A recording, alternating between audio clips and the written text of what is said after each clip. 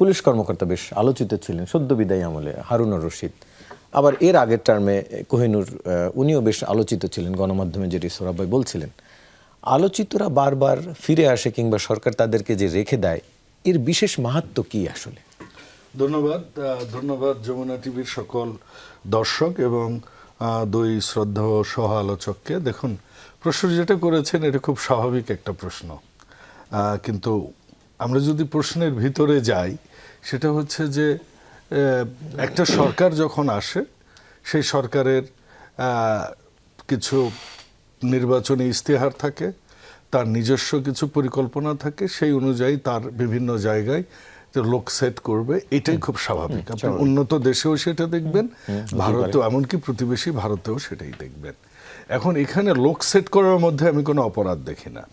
যেটা কথা এসেছে যে যেটা সোহরাব ভাই বললেন, সেটা হচ্ছে যে উনি লন্ডনের পররাষ্ট্র দপ্তরের কোহিনুর প্রসঙ্গে যদি একটু বলতেন। কোহিনুর প্রসঙ্গে যদি আসি, দেখুন, এর ভিকটিম কিন্তু আমার পরিবারও।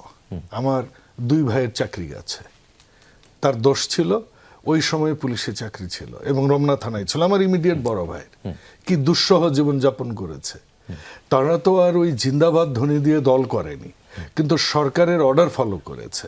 আপনি যদি দেখেন এই 17 বছরে যেসব পুলিশের কর্মকর্তারা যে অন্যায়, অত্যাচার, অনৈতিক কাজ করেছে এবং আওয়ামীকরণ করার চেষ্টা করেছে, তাদের কিন্তু যে প্রত্যেককেই আপনি যদি সাজা দিতে চান, একজন কনস্টেবল থেকে শুরু করে আইজি পর্যন্ত দিতে হবে, কিন্তু কারণ এর প্রত্যেকের সাথে যুক্ত।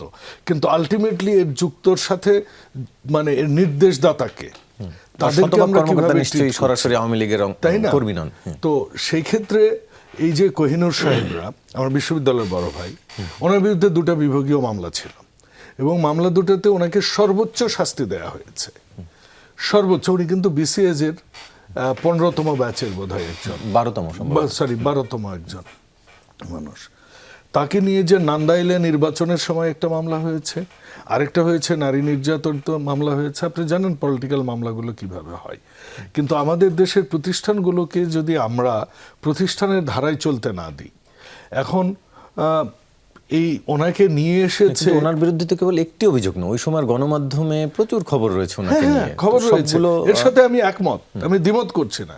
কিন্তু দেখুন, ওনার বিরুদ্ধে যে মামলাগুলো এসেছে, এখন গণমাধ্যমের সব খবরকে তো আর আপনি সরকারি খবর হিসেবে নিতে পারেন না। সরকারি খবর কি, ওনার বিরুদ্ধে যে 2টো মামলা হয়েছে, ট্রাইব্যুনাল এবং বিচারিক প্রক্রিয়ায় কিন্তু উনি খালাস পেয়েছেন। তো তাকে কি তার চাকরি তো ফেরত দিতে বলেছেন সেখানে, এবং তাকে শপথে বহাল করতে বলেছেন, সরকার সেটাই করেছেন। এখন প্রশ্ন হচ্ছে যে হ্যাঁ, কোহিনুর মিয়া বিএনপির সময়ের এসপি ছিলেন, কিন্তু উনি বিএনপির সময় এসপি ছিলেন বললেই কি ওনার অপরাধ? তো উনি বিএনপির সময় এসে যদি খালাস পান, তাহলে তো তাকে রিক্রুট করতে হবে। এটা হচ্ছে, আমি আপনাকে আইনের কথা বললাম। আর যে কথাটা আপনি শুনতে চাচ্ছেন, পলিটিক্যাল কথা, যেটা বিপ্লব সাহেবের কথা, যেটা আপনার হারুন সাহেবের কথা বলছেন, এই কথাগুলো দেখুন, পুলিশ প্রশাসনটা সরাসরি সরকারের আদেশ এবং ইচ্ছার উপর পরিচালিত হয়, কারেক্ট? কিন্তু তারা যে জিনিসগুলো করেছে, তাদেরকে যেভাবে পদায়ন করা হয়েছে, তারা ওই সময়ের একজন সংসদের, আপনি জানেন যে জয়নাল আবেদন ফারুক সাহেবের সাথে উনি কি করেছেন, কিন্তু তাদের কিন্তু মানে আমরা দৃশ্যমান শাস্তি ওই সময়ের সরকারের দ্বারা দেখিনি। কাজে আপনি যদি দুই সরকারকে একভাবে দেখেন, এটা কিন্তু ঠিক হবে না। শুধু কোহিনুর সাহেব না, ওই সময় রমনার যিনি ওসি ছিলেন, না দেখার মতো দৃষ্টান্ত কি এখন পর্যন্ত? মাহবুব রহমান।